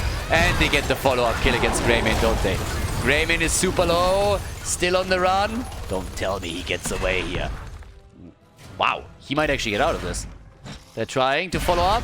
It's slowed. Alright, now he's gonna die. Yeah, he's gonna die eventually. There's no escape anymore. Yeah, they can just simply cut him off here. And that's exactly what they're doing. So the Haka comes in and tries to help out. But they need the grenade. There it is. Alright, there's the kill. But that was still nicely done. And they're pushing the top a little bit further. I don't think that the Haka is in real trouble. But the spiders are nibbling. The spiders are nibbling the zombie wall, and he gets out. By the way, quick check on that last fight. Check this one out. Now, look at the bubble. Look at this. Bam! Perfect. Frame perfect. Really well done. And then they turn it on Stitches, and they got the kill. Yeah, that turned a lot in their favor. Now the lead in experience goes to the blue team. 7 kills, 2-7. Both teams on level 16, and with the 4 at the top lane fallen, they are now following up with the second one in the middle. Well done. Yeah, that was actually incredibly well played by the blue team. Some really nice coordination here, and also some cool individual moments that we had in that last fight. And now there's of course opportunity to get another Dragonite. We already have the double control, and guess what? Tychus is already in the middle. Nobody is contesting Reset, so another Dragonite for the blue team. Using the AoE again to burn the waves down. Yeah, Blaze. Blaze has to bunk up a lot. I mean, again, he's main tanking it. So it's not that we have a side lane Blaze. Another bubble. And more. But the Dragonite is here, and they're nearly losing Zagara. Then again, Blaze is dead. Can they get more? Can they save everybody? That's the next question. Because Nezebo, he is going full bananas on him. Really nice kill against Anduin on the other hand. But Greymane might be in slight trouble. They're trying desperately to get a counter kill, but it's not looking good. And Tychus, he's going to try and slide away. But that hook is going to come in eventually. Yep, there it is. And Reset dodges. Well done. Has to drop the Hydra too, and they do exactly that. And Nezebo is just, I mean, Nezebo is insane at this point. 54,000 damage already. He gets the kill against Stitches. They're following it up with another one on Zagara. That's 2 down, 9 kills to 9, 18.5 against 18, and the fight just doesn't stop. Can't stop, won't stop. Reset gets murdered too, and the ice block, the ice block. He dies as well. Jesus, that fight just doesn't stop. Nezebo is sitting at 120 sacks, which means that once we're hitting level 20, he's unlikely to have the Vile Infection ready for themselves. So, yeah, that's another one. Yeah, he's very, very unlikely to have that. Stitch has now dropped down to 2 stacks on his level 7. Again, starting with full stacks, of course, but he's been killed a lot. 8 stacks for Tychus. 8. Yeah, if it continues at this pace, he might even be able to complete his quest at some point and complete the Master Assassin. It's nasty. Now, Greymane by now is also stacking real nicely. He went into the Alpha Killer on level 16, but he has on the Wizened Duelist currently 26 stacks. So our boy is chunking, as you could see in the last battle. But then again, Nezebo, he is the real threat. If he makes it to level 20 with 175 stacks for the Vile Infection, he is going to explode on the damage. But up to now, he didn't keep pace. So they are about to hit Storm Talents, and there they are, but he is still 54 short from making it work. Now, in the past, we sometimes have seen players that then went into a different talent. I don't really think that's the best move here, considering that not a single keep has been destroyed yet. We still have enough time. Light of Stormwind is in. And Stitches also following up with a little bit of synergy on the level 16. Another attempt to go for it here. More, this time dodged out, okay. And Azebo is trying to get stacks. Tries to get some stacks in, 125, 50 short still. And off we go. Gift from the Embalmer. It's all about keeping him alive. All about keeping him alive here. And to keep him in play, of course. And they're still going for him. I'm not quite sure how much he can actually do against Stitches at this point. He's a bit of a punching ball, but he's a very tough punching ball. Dehaka is still sitting at the top. Now, there's 2 forts still on the map for Team Fly. And Azebo, he needs to stack. They need to get him into a position where he can diligently get those minion waves down. 26 stacks for Greymane. Level 20 for both sides. Damage output, 51,000 for Zagara. Greymane on 40k. And, oh, yeah, the hooks get dodged again. I gotta give them some credit for that. The way that they're dodging the hooks throughout the entire game is absolutely incredible. It's not that Stitches is throwing bad ones. But especially Reset, some of these dashes are just incredible. They're frame perfect. Of course, anticipates the hooks. He knows when they are gonna come in, and he just waits for them, dodges out on it. That's not all that easy. Lockdown interrupting the camp attempt here on the left side. Nazebo still doing his thing as he should. 61,000 damage, by the way, for him. But just keep in mind what's gonna happen if he completes his level 20. That's the big one. And uh-oh, there's the slow, there's the grenade. Problematic for Zagara, the stun and the kill. She's too squishy. She is too squishy. Was always her biggest problem. She just doesn't have the hit point, and there's the ice block. There's the ice block as they try to go for Nazebo. The hook connected.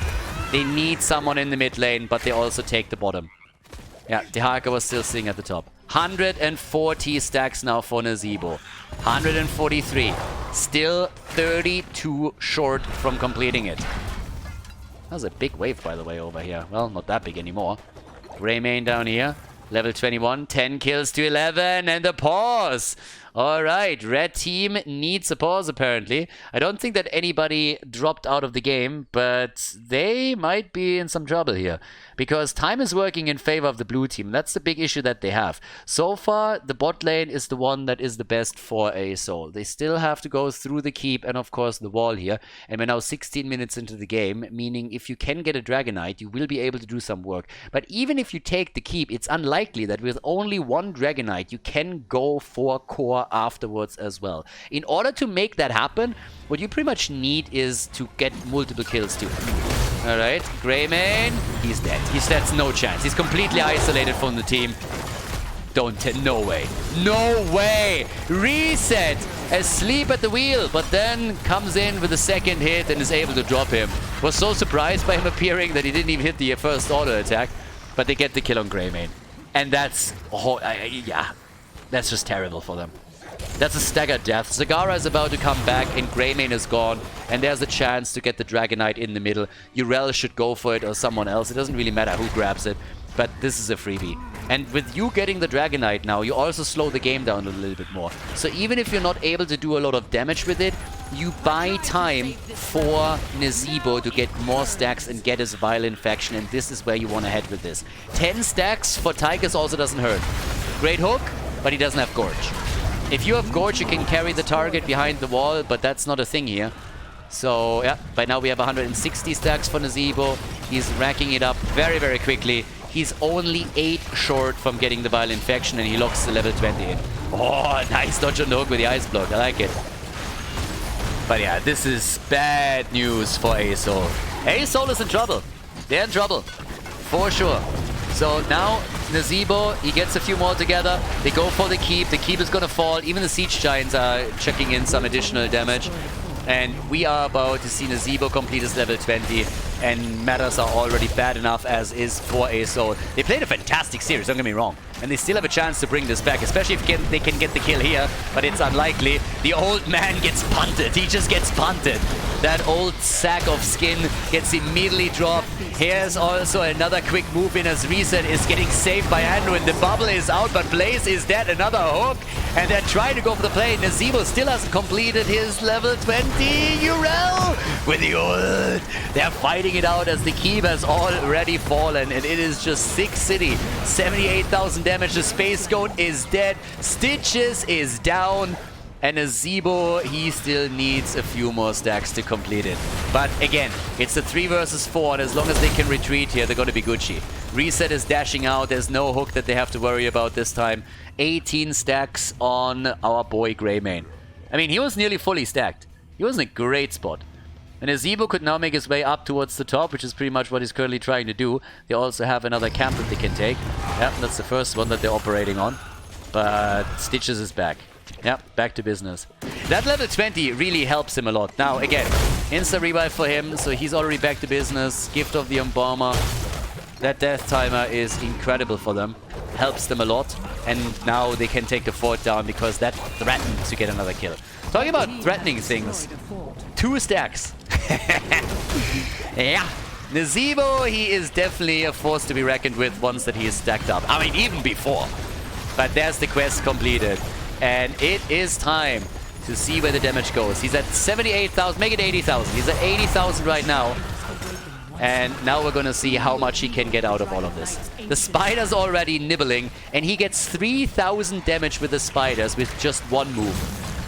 Yeah, if he can hit a little bit more here, that would already be the dream, of course. Nazebo is ranking up the numbers now. I mean, he is just getting crazy on this. In the last 20 seconds, he got 7,000 damage out. 7,000. So, yeah, you're in trouble. If you are up against that, you're in trouble. You need to kill him. You need to take him down. Drop the Witch Doctor, murder him, or you are going to face the consequences. 82,000 for Zargara. Again, she's not shabby on this one either. And now we have a bit of a trap set up. Nazebo died 3 times. It is 130,000 siege damage for him now, too. And we are by now on 12 kills to 13.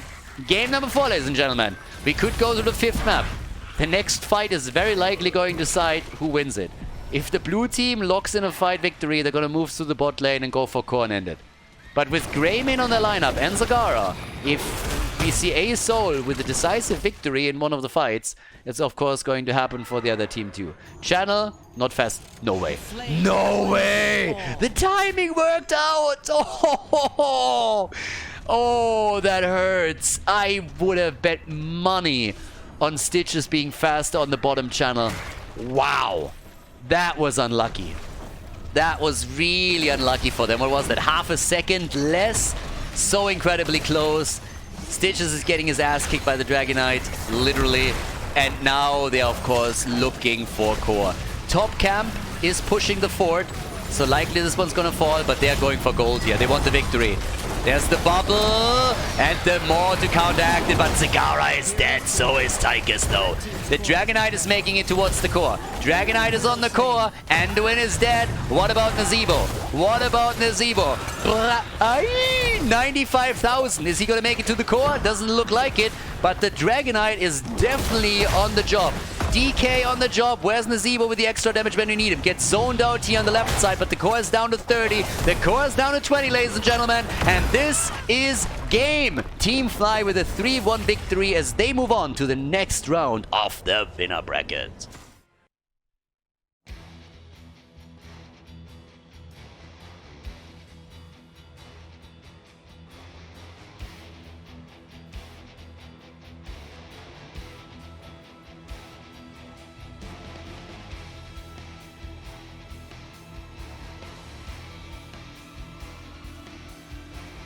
Thank you everybody for watching the video today. I hope that you enjoyed the show and the commentary.